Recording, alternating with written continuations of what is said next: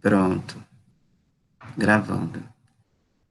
Então, como eu estava dizendo, o estágio 2 ele é uma continuação do estágio um, só que nesse semestre nós estamos migrando para o ensino remoto e ocorreu mudanças que vão interferir nessa continuação do estágio, né? Porque houve uma mudança de paradigma devido à pandemia, do estágio do modo presencial para o modo remoto. E isso implicou na quebra dessa continuidade.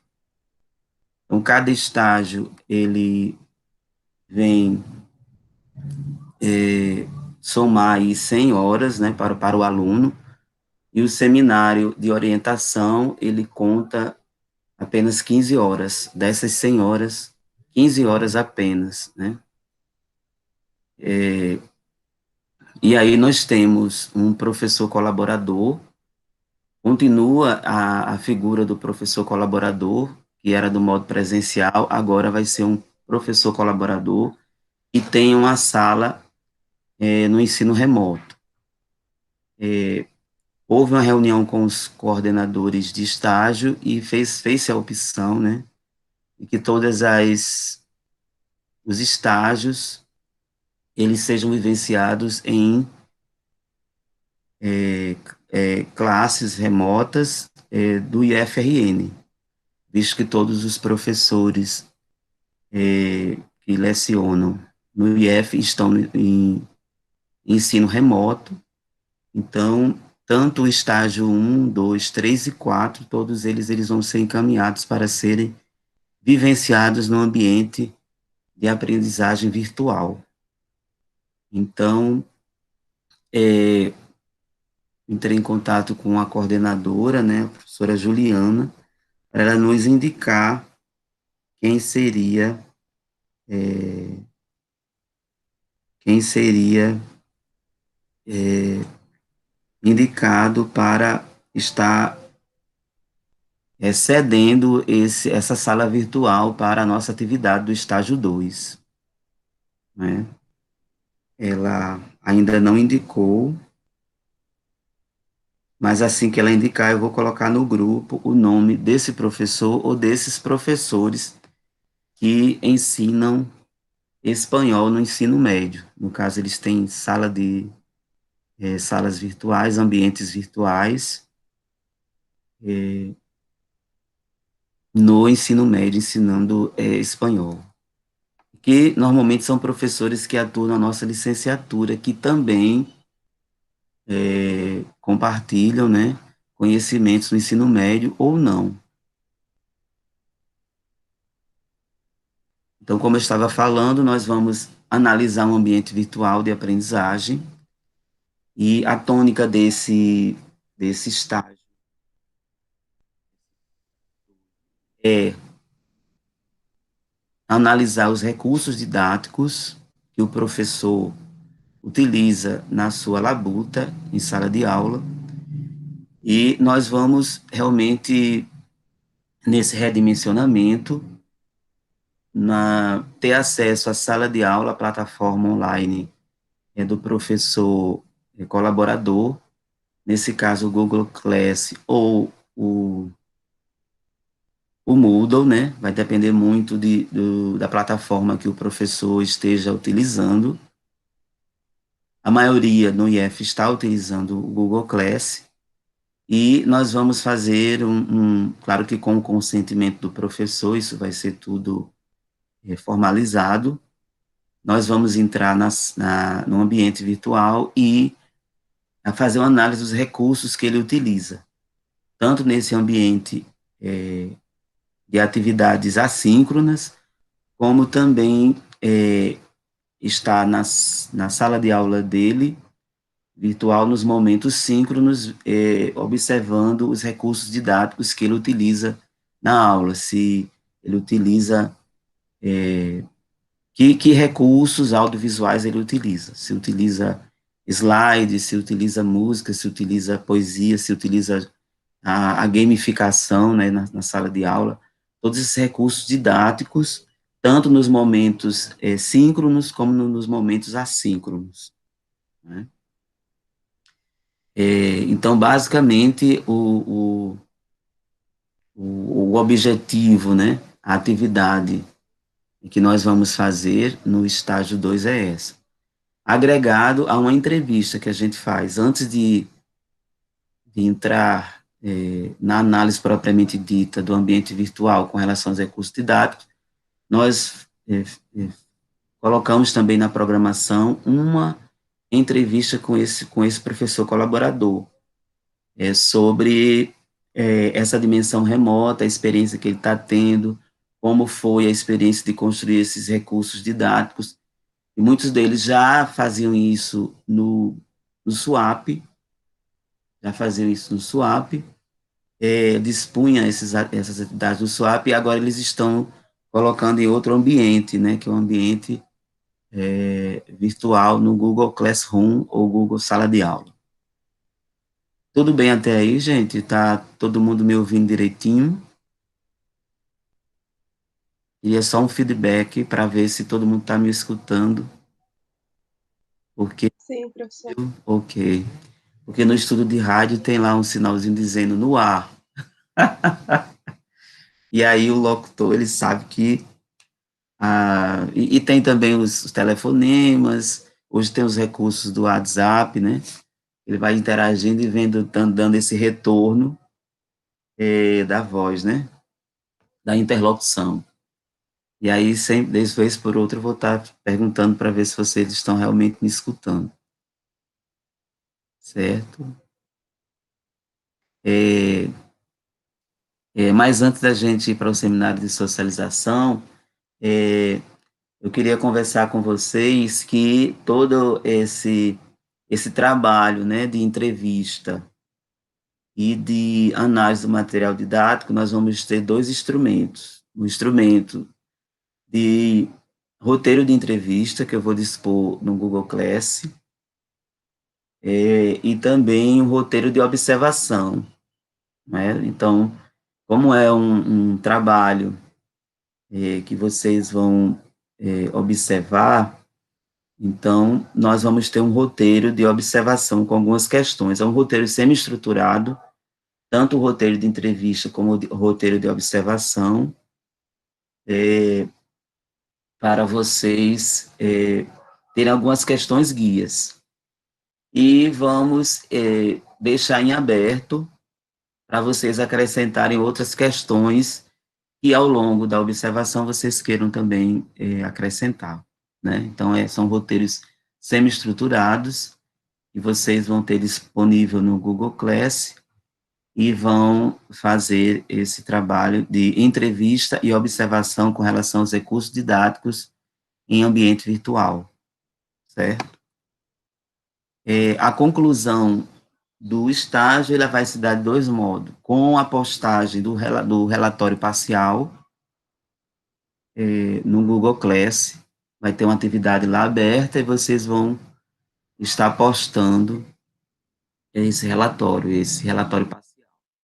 Por que é parcial? Porque dentro da lógica dos 4 seminários, vocês fazem o relatório do seminário 1, do 2, do 3 de modo parcial, e no 4 vocês juntam todos esses relatórios num só relatório, estabelecendo um capítulo para cada estágio, né? E o quarto capítulo é o estágio 4. Então, um relatório parcial, porque vocês vão narrar apenas a experiência desse dois, certo? Para dispor lá no Google Class. E nós teremos um encontro, assim, ao vivo, para a gente socializar o que nós vivenciamos, né? De modo presencial, ao vivo.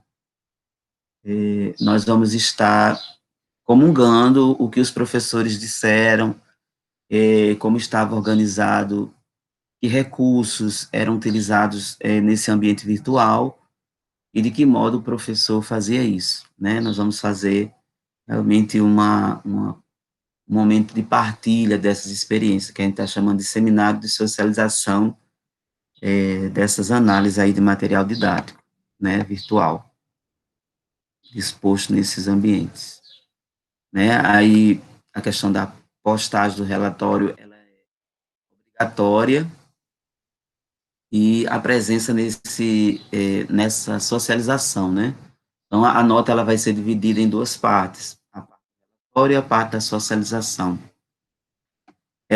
Essa atividade é individual, no caso, cada aluno vai fazer a sua atividade, mesmo que compartilhe o mesmo ambiente virtual, como estava acontecendo no modo presencial. Tinha mais de um aluno que iria fazer análise de material didático de um professor, colaborador, mas o resultado iria ser feito de forma individual, né? Cada um vai fazer a sua interpretação, o seu modo de interpretar, e vai fazer a sua entrevista.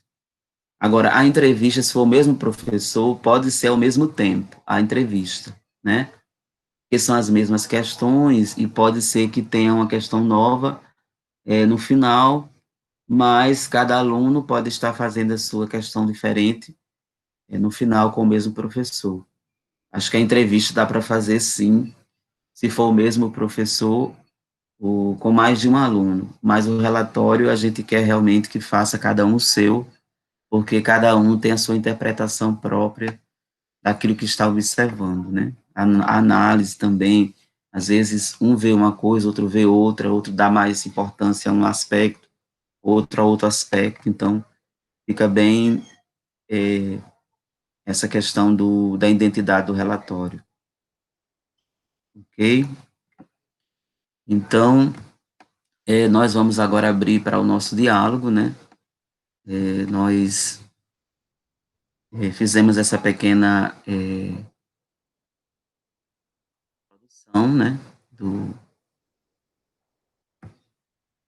Para a nossa para o nosso conhecimento de como estaria realmente o estágio remoto, e agora nós queremos abrir para dúvidas, esclarecimento e ampliar a nossa discussão.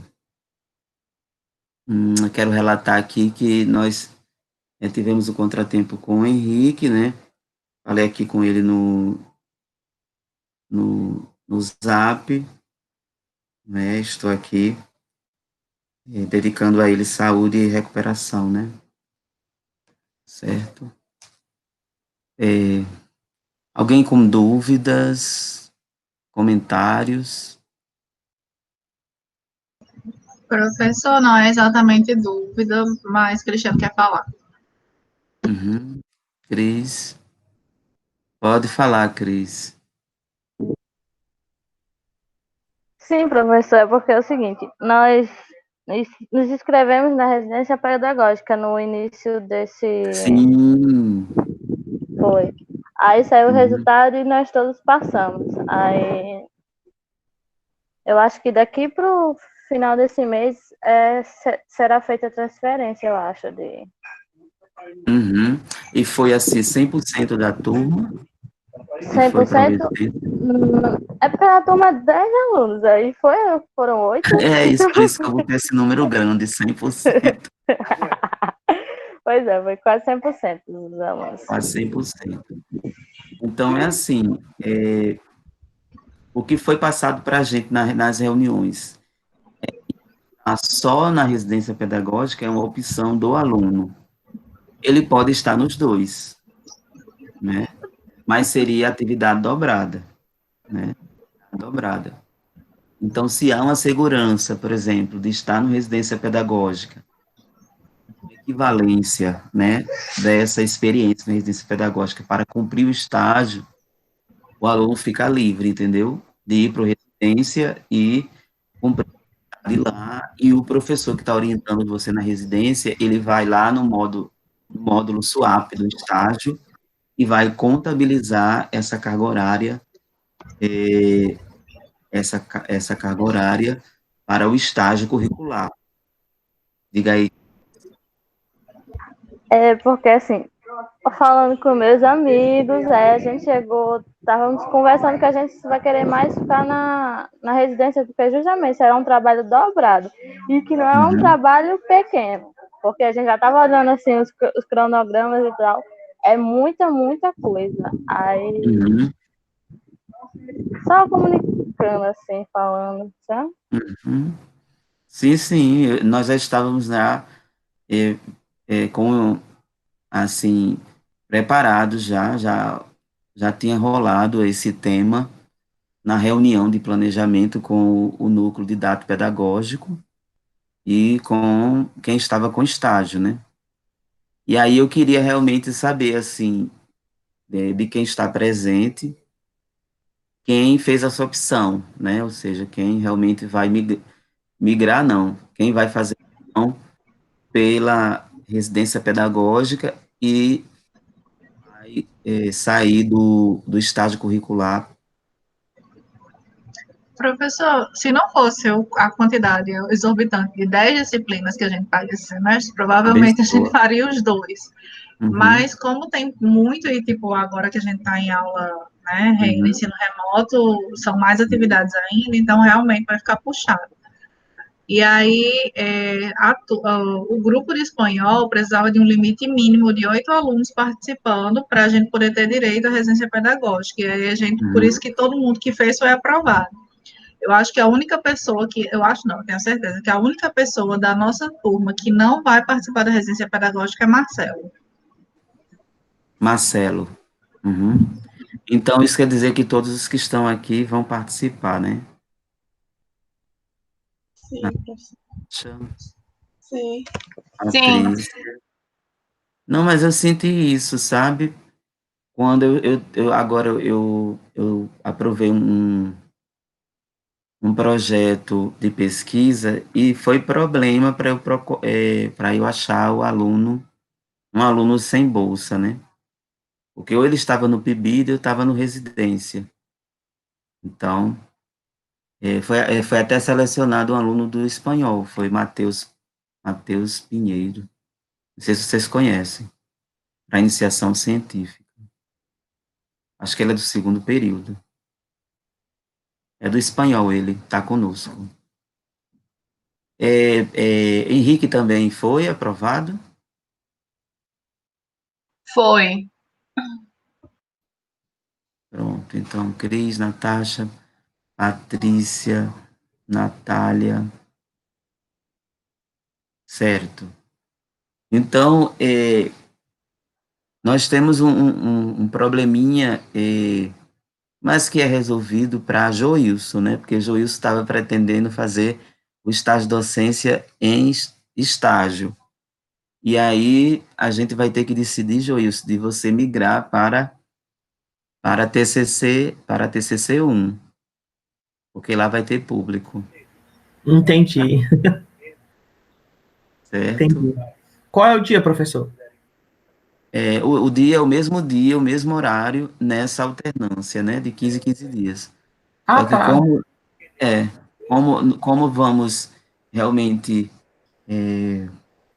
dar por extinto formalmente, né, a orientação de estágio de docência, e aí a gente vai comunicar a coordenação, né, essa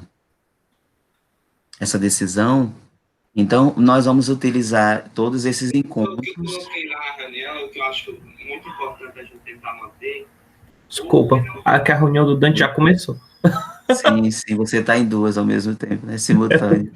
Tô com o celular aqui apontado para Então, mim. tá Mas certo. tranquilo, professor, a gente vai combinando, não tem problema não. A segunda-feira Certo, é ótimo para mim. pronto. Então, nós estamos hoje, excepcionalmente de estágio, para fazer essas decisões, né? E o próximo encontro nosso já vai ser em novembro, né? Já vai ser Ok. e vai ser realmente para TCC. Inclusive, hoje a gente já pode migrar essa discussão para TCC, né? Já que a gente vai ter encontro de 15 em 15 dias, e o estágio realmente agora eu vou utilizar bem forte, né? Está sendo abortado, houve um problema geracional e ele está é, sendo paralisado porque a maioria está indo para o residência pedagógica. E isso não é uma surpresa, assim, desde o modo presencial já estava acontecendo isso, né? Porque a residência pedagógica é bem interessante, mais interessante para o aluno. Por quê? Porque além de ele trazer, né, um recurso financeiro, né, ele também pode ser aproveitado para o estágio curricular. E eu, na condição de aluno, também eu faria isso, né? Uniria o útil ao agradável, né? Estaria vivenciando, né, tendo uma experiência de docência e também tendo uma ajuda de custo para isso. E, por último, aproveitando para o meu currículo. Então, tudo de bom. Tudo de bom, residência pedagógica. Agora, na minha concepção, eu achava que o residência pedagógica deveria comunicar mais, assim, ter uma sintonia maior com a questão do estágio curricular. Não é assim, sei lá, uma enquete no momento em que os alunos estivessem fazendo, mas é porque realmente a seleção acontece sempre depois da matrícula, né? Acontece assim, dos alunos sempre terem de se matricular primeiro no estágio curricular, aí depois tem a seleção do PIBID ou da residência, e aí quando estão já matriculados no estágio, aí é que vem o resultado. E aí vocês foram tão éticos, eu acho que isso foi muito bom, de vocês estarem aqui para comunicar ao professor, porque já aconteceu no modo presencial, até comigo também, eu acho, da gente chegar na sala e não aparecer ninguém na aula de estágio. Aí depois a gente ficou sabendo, isso no modo presencial, de que todos tinham migrado para a residência pedagógica, mas não comunicaram ao professor, né? Aqui de viva voz e gravando, né? Pela a forma ética da turma, né? E todo mundo já está sabendo, mas mesmo assim vim para esse encontro, cumprindo o cronograma e comunicando ao professor. Parabéns a turma. Diga aí, Cris. Professor, a gente queria, inclusive, falar antes, mas a gente não tinha certeza de nada, né? A gente está esperando, na verdade, essa residência desde que a gente terminou o PIBIT, que foi em janeiro. E aí, processo vai, processo vem, CAPES não tem mais bolsa, tem bolsa de novo, aí a gente ficou sem saber, realmente. E todo o processo ocorreu agora, nesse, mês passado, né? De juntada de documentos, seleção, o resultado, então, foi tudo assim. A gente estava esperando a confirmação, realmente, para poder conversar, né? Uhum. Certo. Cris ia falar? Era para dizer porque a gente realmente, só de fato, não ficamos com as duas disciplinas, porque esse semestre não sei nem como a gente está dando conta ainda, porque os cabelos aqui já começaram a cair. Eu não estou vendo cabelo branco ainda. Ah, mas tem. Eu fiquei à distância. E a gente gosta muito da forma que o senhor dá aula, é muito didático e dá para compreender super. Quem sabe aí nas próximas disciplinas o senhor não aparece aí. Mas a gente continua. Continua com Abençoa hoje, viu? A gente tem que orar aqui, viu? a gente continua aí, né, na disciplina. Tá certo. Viu? Não, mas eu não fiquei chateado, não. Eu tô até, assim, elogiando a turma, né? Porque poderia ser uma turma que tivesse um perfil assim, né? A gente não tá mais em estágio, vamos só comunicar pelo Zap, não é? Mas foi muito bom, né? Vocês estarem aqui e ter comunicado ao vivo e a gente olhando olho no olho, né? Claro que é atravessado pela tela, mas isso é foi uma posição muito ética da turma, né? de ter feito isso, né? Louvável. E aí, eu vou fazer um e-mail para a Juliana falando sobre a disposição dessa decisão. Vou também fazer a extinção da turma lá no Google Class. Agora, eu não sei como é que vai ser no Swap, né? Como é que vai ser? Diga aí, pode falar. Professor, acho que tem que ver também a situação de Marcelo, né? Porque ele não está na residência. E também, se você for falar com Juliana, porque na qualidade de coordenadora, é só avisando que agora mudou a coordenadora, agora é Mari. Não estava É, sabendo. pois é, meu Abençoa. filho, aconteceu muita coisa nessa quarentena. Pois eu falando com Juliana sobre todo esse processo de orientação, ó. Aí eu acho que é por isso que ela não estava me respondendo, né? Abençoa. Mas foi recente, não foi assim, coisa de semanas. Abençoa. Mas vai lá, Cris. Não, eu ia falar isso que a Natália falou Era, mesmo. Era. abençoa. É, alguém mais, além de Cris e Natália, queria falar? Patrícia, Natasha, Mário, sobre Professor, eu acho que vão ficar dois alunos. Eu acho que vai ser Marcelo e Eduarda. Eduarda, né? É, Pois é. Aí eu vou, agora no caso eu vou falar com Mari, como é que ficaria, se ficaria uma turma com dois alunos ou se a gente migraria para o estudo individualizado, entendeu?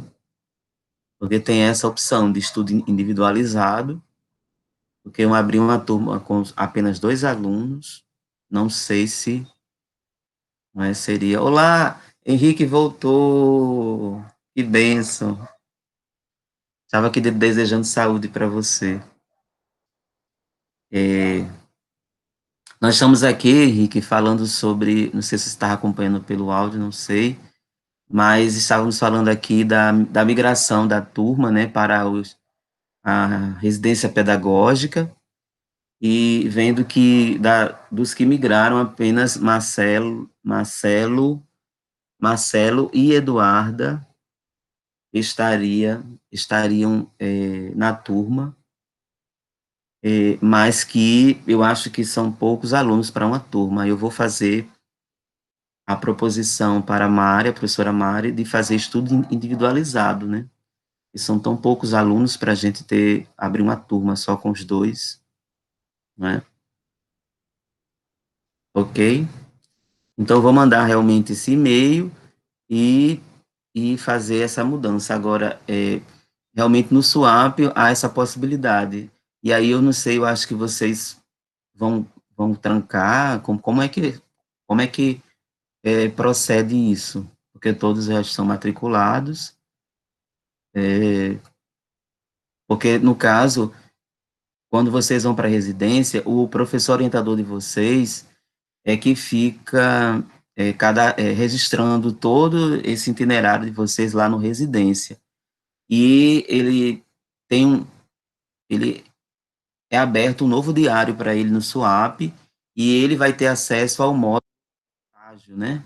Tem um módulo estágio do Swap e ele vai fazer esse registro lá de todas as atividades, inclusive o relatório que vocês fazem lá no Residência Pedagógica, vocês vão entregar a ele e ele vai dispor lá no, no domínio do estágio, no domínio do estágio no SWAP, né? E depois vocês vão requerer a equivalência para a coordenação, né, da residência pedagógica para cumprimento das horas curriculares no, no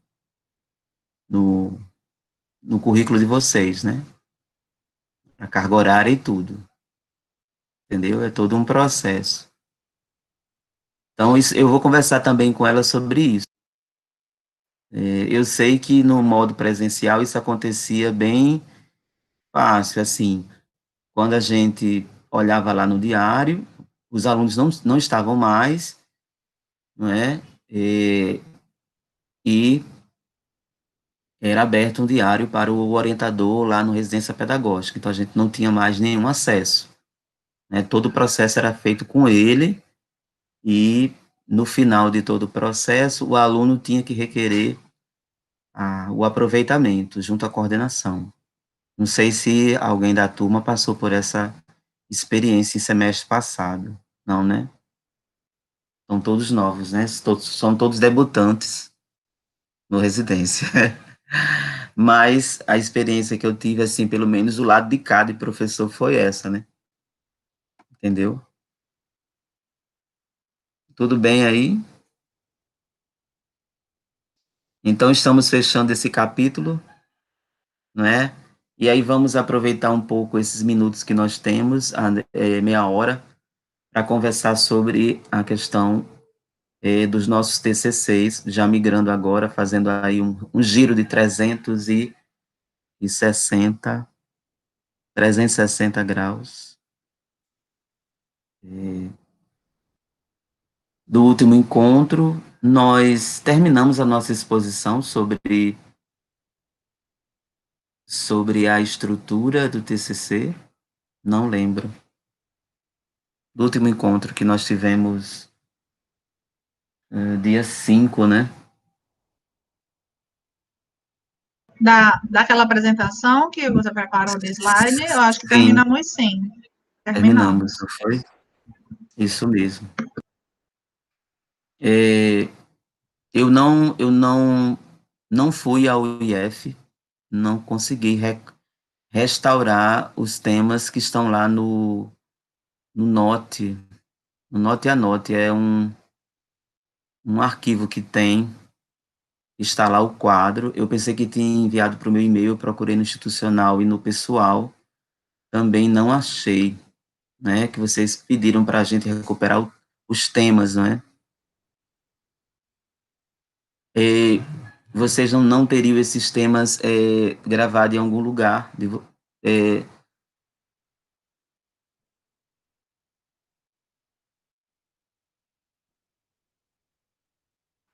Eu tenho algumas coisas anotadas aqui, uhum. mas com relação ao meu tema.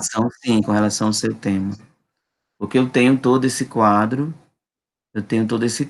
só que ficou naquele computador dentro da sala, né? Da sala 9, é isso mesmo, computador sala 9. E como eu não fui ao IF, e a gente tem acesso ao IF, mas tem que especificar o que é que vai fazer. Eu estive lá mês passado. Não, eu acho que foi início do mês para ajeitar o computador. O meu computador estava muito lento e eu tive que ir lá na TI ajeitar o computador. Então eu fui lá. Mas desde do último encontro para cá eu não retornei lá, né? E era preciso realmente ter a listagem desses temas, né? Todos continuam com o mesmo tema?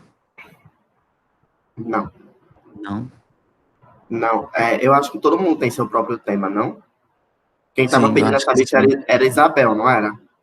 Uhum. Todo mundo tem seu próprio tema? Todo mundo aqui tem seu próprio tema? Cristiane tem? Eu lembro que era quem estava em dúvida. Eu lembro que Mas ela Isabel já tinha ensaiado já. Eu lembro que Isabel pediu também, tá? Só falta o de Isabel, que era alguma coisa relacionada à tirinha. Não era, gente? Era. E Cris, eu vi que ela saiu do lugar, acho que no terceiro ou quarto encontro de oficina da delimitação, ela chegou com pistas. Foi. E aí, durante esses 6 meses, não é possível que não já tenha até a introdução já pronta.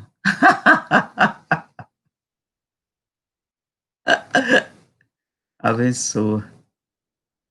Mas vocês podem ir digitando aí, o que vocês têm, vocês podem ir digitando aí no chat, o que vocês têm de recuperação aí dos temas, para a gente fazer essa construção agora.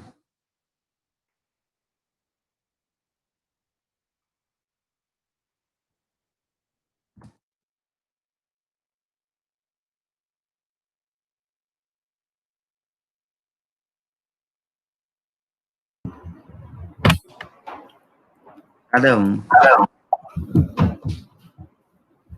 Isso.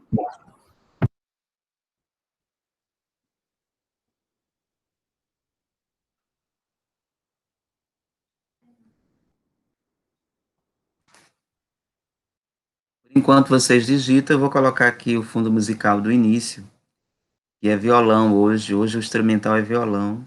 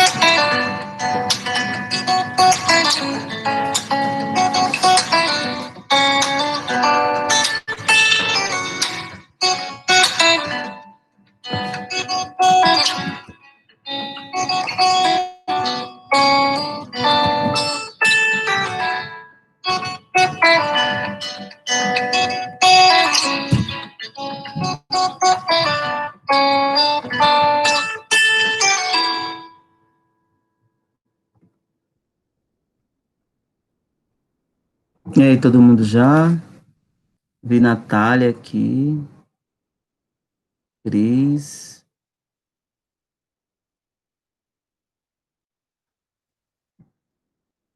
Deixa eu copiar aqui.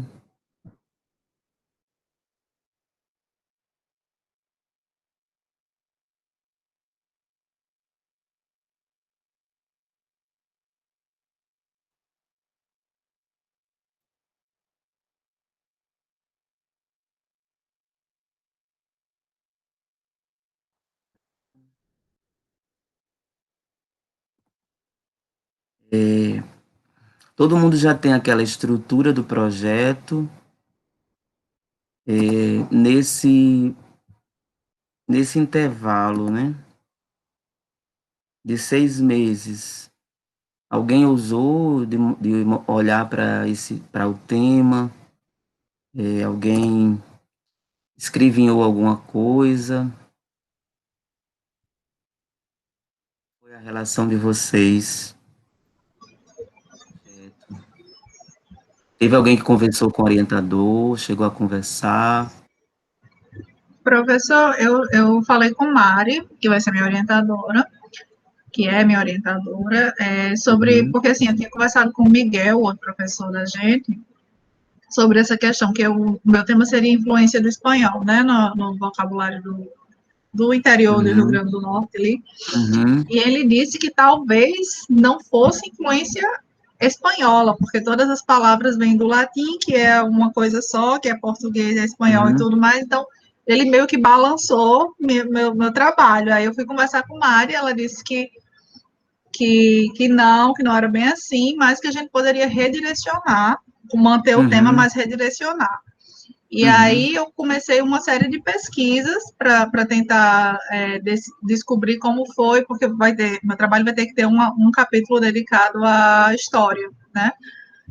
Para falar da União das Coroas Ibéricas, que foi o período em que o Rio Grande do Norte ficou sob domínio dos espanhóis.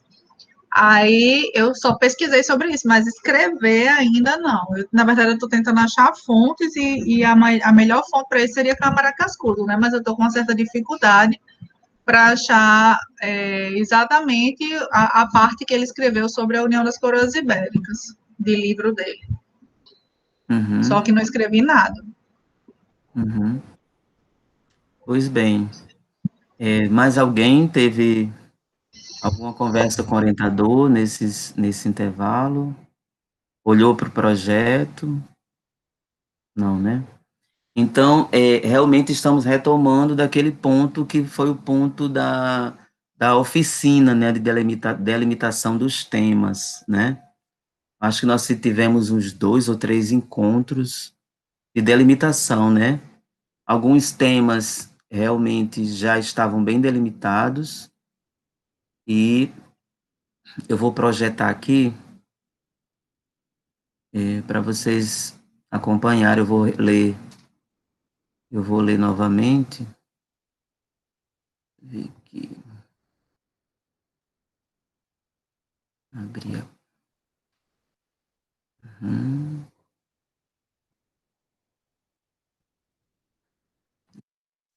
aqui.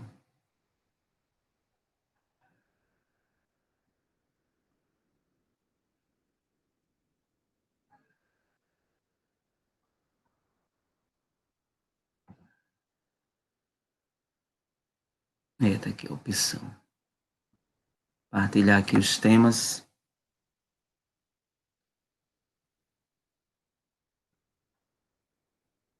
Já está aparecendo aí? E quando a gente projeta, não vê. Sim, tá aparecendo. Pronto. O de Natália, que ela falou agora, né? A influência da língua espanhola no vocabulário do interior do Rio Grande do Norte. Cris, possível tema, o uso das tecnologias contemporâneas para o ensino médio de espanhol língua estrangeira. Henrique, a interferência da fala no desenvolvimento da escrita na sala de aula, ou a interferência da fala no desenvolvimento da escrita na sala de aula do ensino de língua estrangeira, né? Eu não vi a diferença do de cima para o de baixo. Professor, ele só corrigiu. É porque tinha 2 vezes fala. Ah, sim, tá certo. Tudo bem.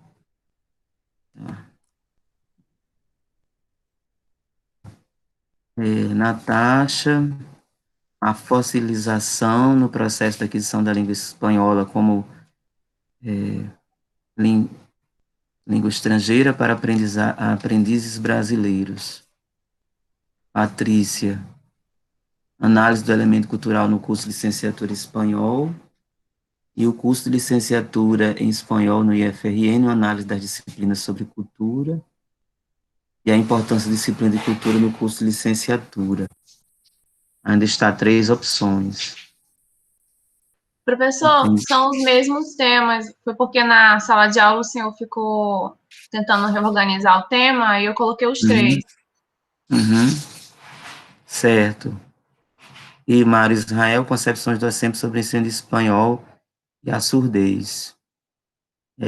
Ele acha que pode mudar, né? Ele falou no chat. E aí a pergunta é o seguinte, desses temas listados aqui, todos eles permanecem, alguém vai mudar o foco, vai mudar o tema, porque, assim, nessa retomada, esse seria, assim, o momento para a gente fazer esses ajustes, porque o encaminhamento que a gente vai dar é realmente agora já para a construção, né, a escrita processual do projeto, né, considerando que a gente já tinha encaminhado a parte da delimitação dos temas, mas devido a esse ato que nós tivemos de 6 meses, muita coisa acontece, e a nossa compreensão, né, nosso intelecto, ele amadurece, ele muda, o nosso modo de pensamento, ele muda, de uma semana para outra, de um dia para outro, imagine no intervalo de 6 meses. Então, isso é mais do que natural da gente fazer mudanças, porque a gente olha para o tema e a gente já vê ele com outro olhar, né? A gente já amadureceu o pensamento, já leu outras coisas, já está pensando diferente, e a gente quer realmente mudar, a gente quer melhorar, não é?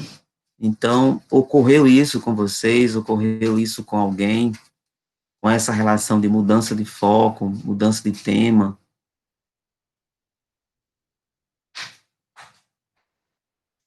Oi?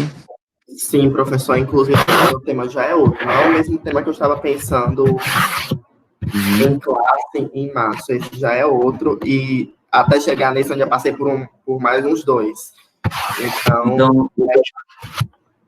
Então esse tema já é um tema maturado, já, a interferência da fala no desenvolvimento da de aula de ensino.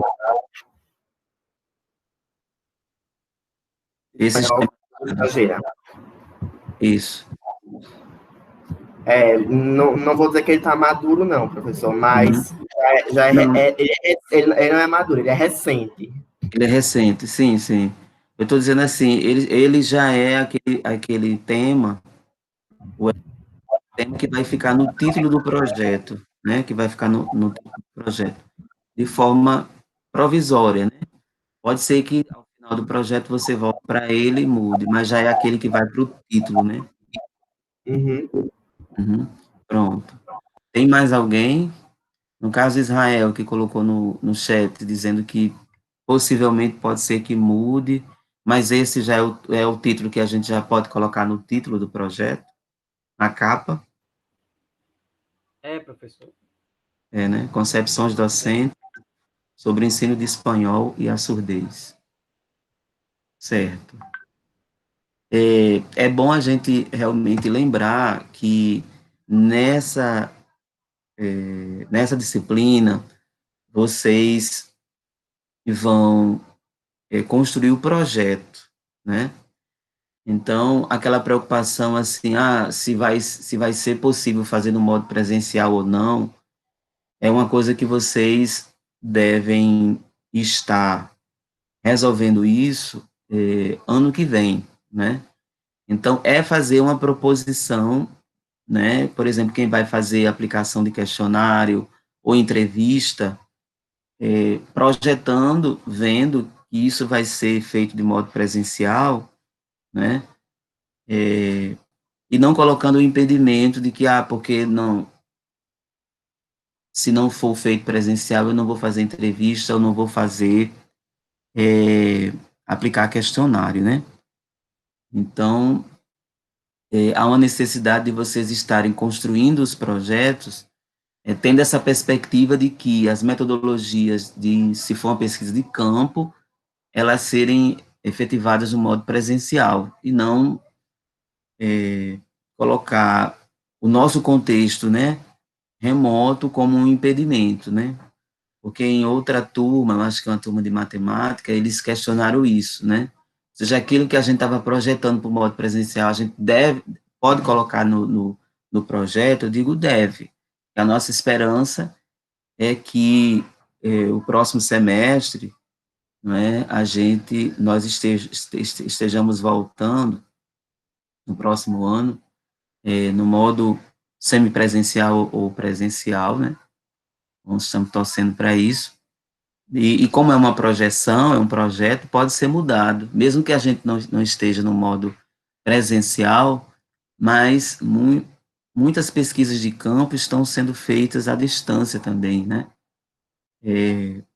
Pesquisas de mestrado, doutorado, monografia, estão se aproveitando das tecnologias para enviar os questionários no modo Google formulário.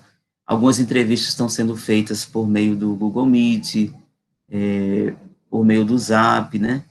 Instagram, tem pessoas que fazem entrevista no Instagram, e se utilizam dos recursos para fazer pesquisa de campo, né? Tem pesquisas sendo feitas agora, no momento remoto, né?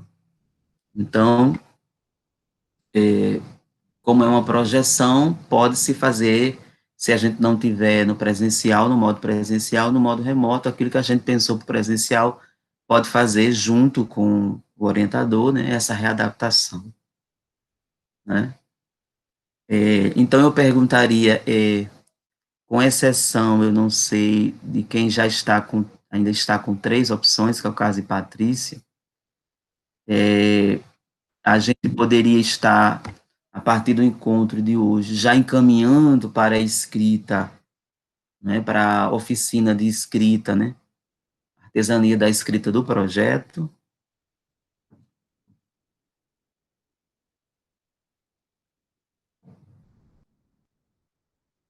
Oi, Professor, o meu tema é um só, o assunto é um só. Patrícia? É um assunto, é o mesmo assunto. É o mesmo assunto. Aí, no caso das 3 opções, você vai ficar com qual? Eu estou em dúvida entre o tema 2 e o 3. Aí eu acho que eu vou conversar com a Girlene para ver qual que fica melhor no que eu quero trabalhar. Certo. Tudo bem. Então, nesse caso, não é impedimento porque é só a questão do modo da escrita, né? Mas o objeto de pesquisa de certa forma, o objeto de pesquisa é o mesmo, né? O curso de licenciatura em espanhol no IFRN e a importância da disciplina de cultura no curso de licenciatura em espanhol no IFRN, objetivos e pontos de vista dos alunos. Isso mesmo. Eu só mudo o foco, né? O primeiro é mais amplo e o terceiro eu acho mais específico, né? Que é a visão dos alunos e professores. Parece que o primeiro é mais com relação à análise curricular, é isso que eu estou entendendo? Ou teria o mesmo objetivo? Seria o mesmo objetivo, a princípio. Uhum. É só o modo da escrita mesmo do título, né? Isso. Tá, ok. Então, a pergunta que não quer calar é se a gente pode estar se encaminhando para a questão da escrita, a artesania da escrita do projeto, ou se teria ainda necessidade da gente fazer sessões de delimitação de tema.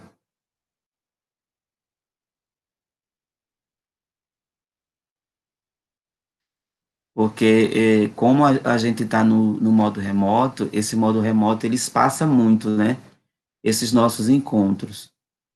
E aí, 2 encontros já se passaram um mês, né? É de 15 em 15 dias, então ele passa muito rápido, né? O nosso próximo encontro agora só será em novembro. Então, a gente tem que encaminhar realmente as atividades a passos largos. E precisamos realmente começar a escrever, né? Dentro daquela estrutura de projeto. Eu havia falado que a gente poderia estar vendo exemplos de projeto antes de escrever. Agora estou me lembrando dessa possibilidade. Há uma possibilidade da gente fazer isso, né? Mas também sinto a necessidade, paralelo, da gente começar a estruturar, por exemplo, os elementos pré-textuais, né? Capa, folha de rosto, o sumário, que é a própria estrutura, que é um modelo já apresentado pela BNT, e, quem sabe, já escrever a primeira parte, que é só uma página, o tema, né? A temática. A primeira parte do projeto é temática. É a temática, né?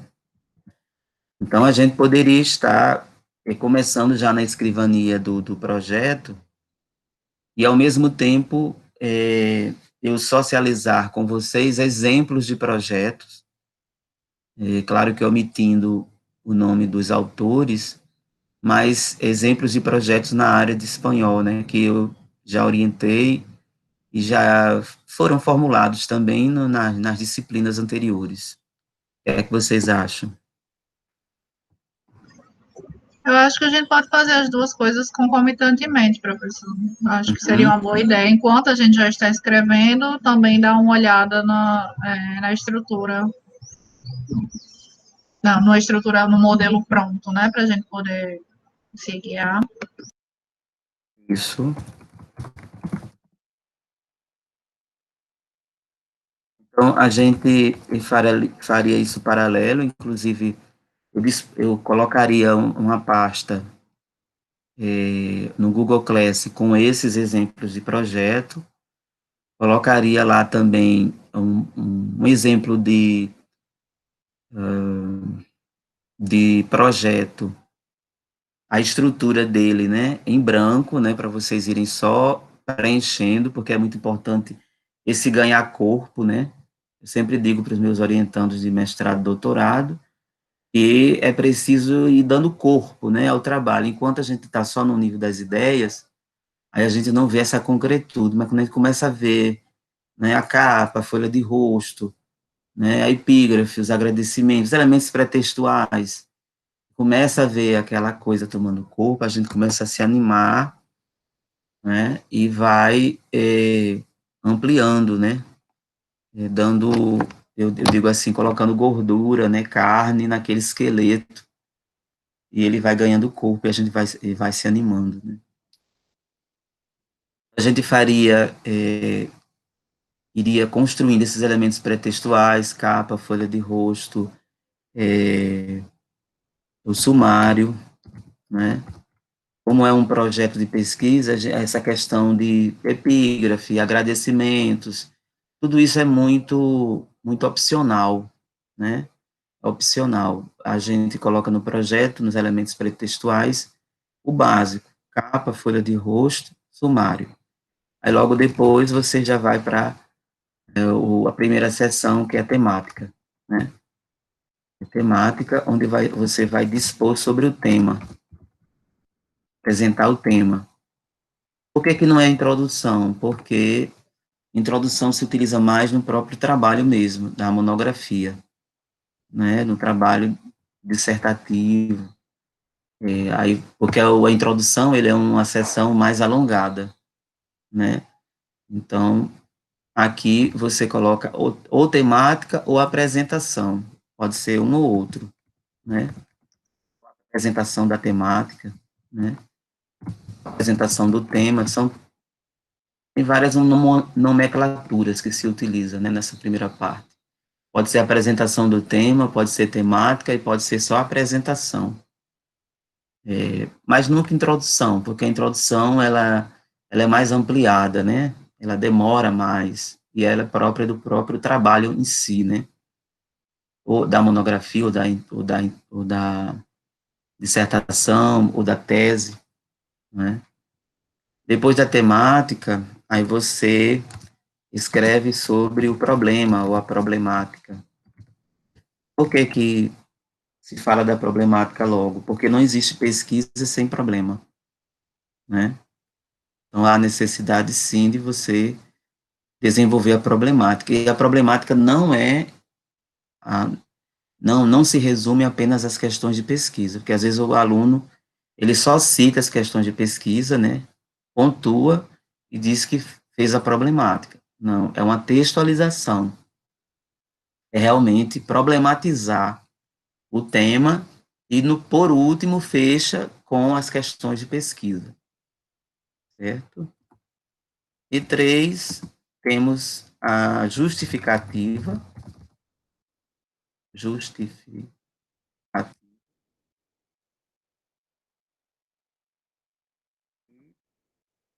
objetivos. Eu sempre faço essa divisão do projeto, né? A primeira etapa seria os elementos pré-textuais e essas 4 sessões, que são sessões, assim, muito mais autorais, né? Do, de quem está escrevendo o projeto.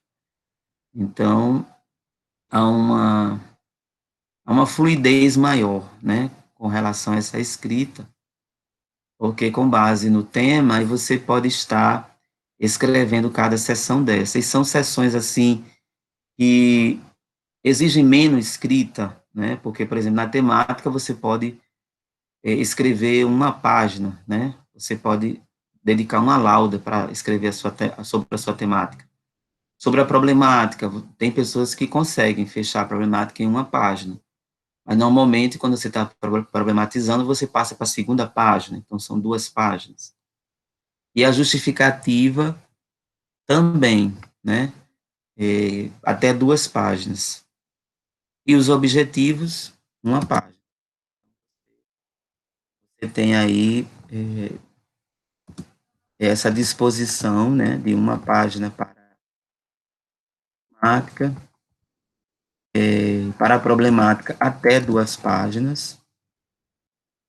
Uhum. Até 2 páginas. Justificativa também até 2.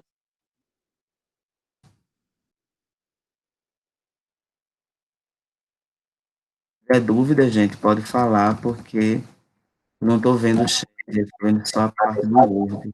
O senhor pode, o senhor pode disponibilizar essas orientações no Google Classroom? Isso. Inclusive, eu vou colocar lá o arquivo com a estrutura, né, com o esqueleto. Para cada sessão dessa, abre-se uma página nova, né? E vou deixar lá o esqueleto para vocês irem preenchendo com os dados específicos de cada projeto. Então, essa parte inicial é uma parte, assim, que você pode estar escrevendo de cunho autoral, né?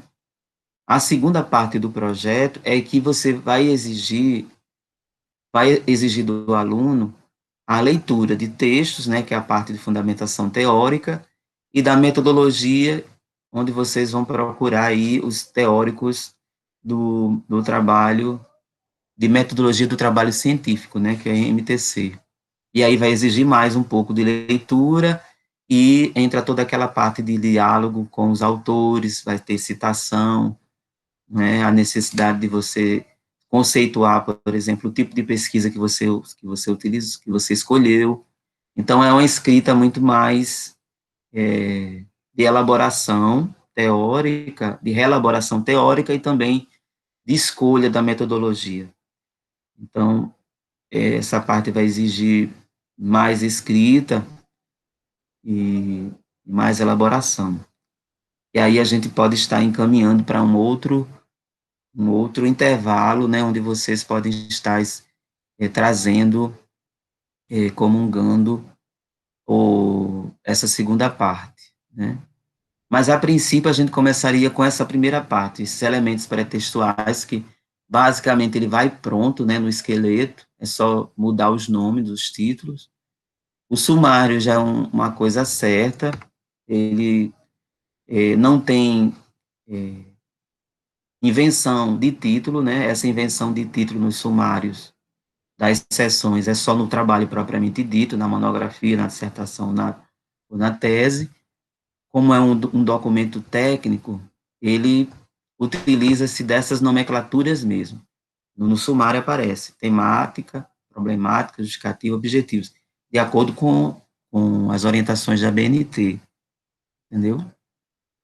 Então, não tem mudança desses títulos. Eles, como é um documento técnico, então utiliza-se um padrão, né, um modelo, não há essa licença poética para mudar esses títulos, certo? E aí, essa estrutura, ela é utilizada tanto para o projeto de pesquisa, para formular a monografia, como também para a dissertação, para para a tese, doutorado. Então, é uma coisa que vocês aprendem agora e pode estar utilizando, né, isso em outras seleções, né, na pós-graduação, né. Essa estrutura é a mesma do projeto de pesquisa. A lógica é a mesma. Então, a gente faz esse encaminhamento, pode fazer esse encaminhamento. Deixa eu parar aqui a apresentação. Parece que já chegou a nossa hora, né? Abençoa, no instante passa. Tô com saudade de vocês. Então, a gente faz esse encaminhamento da gente colocar essa estrutura lá, exemplos de projetos de pesquisa, lá no Google Class. Vocês já vão fazendo esse exercício, não tenham medo de escrever, viu, Cris? Eu tive uma orientadora que ela dizia assim, pode botar no papel, coloca no papel, depois a gente tem aquele recurso do texto, que quando eu escrevia, era no caderno, eu escrevia de grafite, então ela disse, olha, pega a borracha e apaga, escreve de cima. E hoje nós temos esse milagre da informática, que é da gente recortar, colar, da gente tirar uma parte do texto, botar lá para cima, para baixo, pegar o cursor e deletar. Então, nos anos 90, quando apareceu essa questão, né, do editor de texto na informática, eu ficava assim, encantado com isso, entendeu?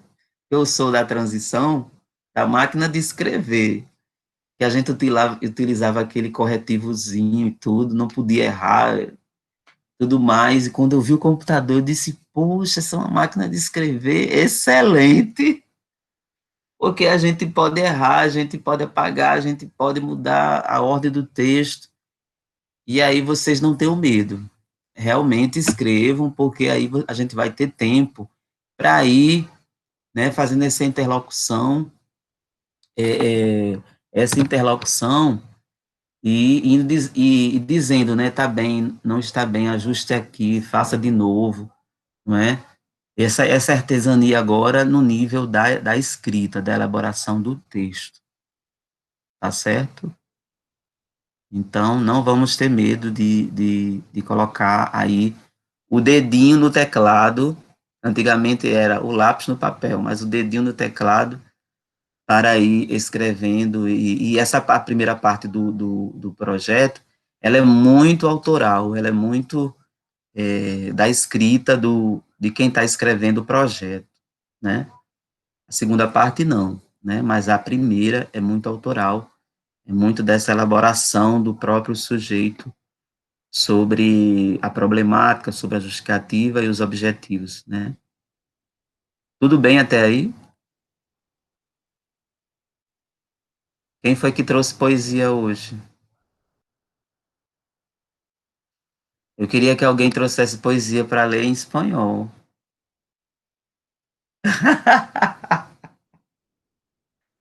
Tem muitos autores espanhóis aí que poderia alguém trazer.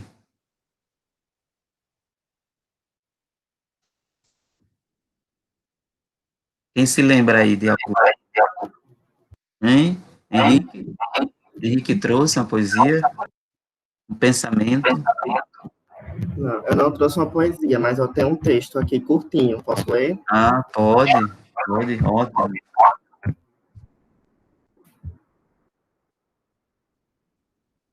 Um momento.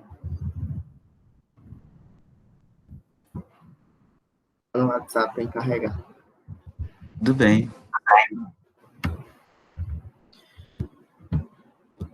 É um texto do Eduardo Galeano, se chama El Amor.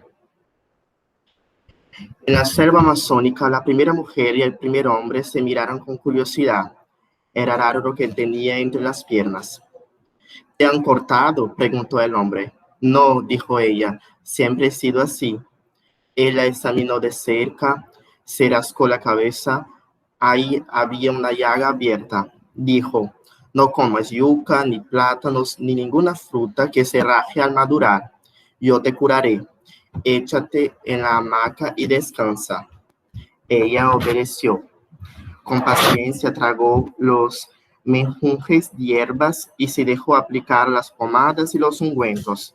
Tenía que apretar los dientes para no reírse cuando él le decía, no te preocupes. El juego le gustaba, aunque ya empezaba a cansarse de vivir en ayunas y tendida en la hamaca. La memoria de las frutas le hacía agua a la boca. Una tarde, el hombre llegó corriendo a través de la floresta, daba saltos de euforia y gritaba, lo encontré, lo encontré.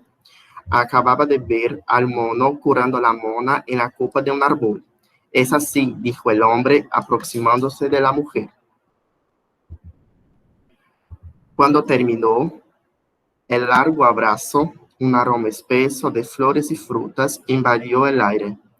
De los cuerpos que yacían juntos se desprendían vapores y fulgores jamás vistos, y era tanta su hermosura que se morían de vergüenza los soles y los dioses. Acabou. Bueno, bravo. Bravo. Muito bom mesmo. Se a gente puder terminar sempre com a poesia, com o texto em espanhol, muito bom. Tá certo? Então, hasta luego. Até o dia... Deixa-me ver aqui, novembro, dia 9. Dia 9, né? Dia 2 é feriado, é? É? Como se diz lá, o feriado em espanhol de finados, hein? Finado. Finado. Pois bem. Pois é, dia 2 é finados, então a gente só se encontra dia 9. E aí eu já quero saber, ter notícias de alguma escrita aí, né? Dessa primeira parte do projeto.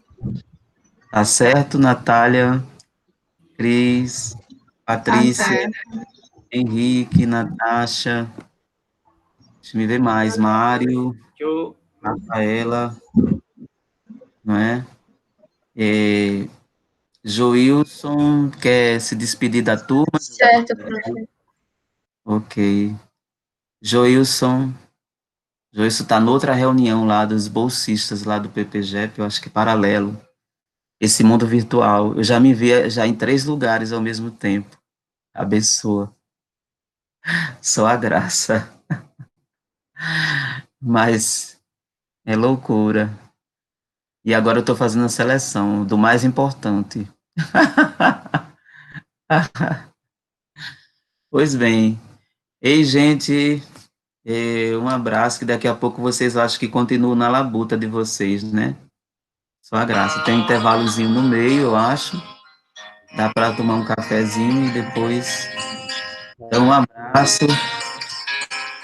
Não esqueçam de fazer a escrita e assinatura da lista de frequência que está no chat. Todo mundo já assinou? Tá, professor. Quero deixar aqui. Então, um abraço para todos vocês, um abraço virtual. Tchau. Chao, profesor. Hasta luego. Muchas gracias. Hasta luego. Professor, quero falar com o senhor. Ok, buenos dias.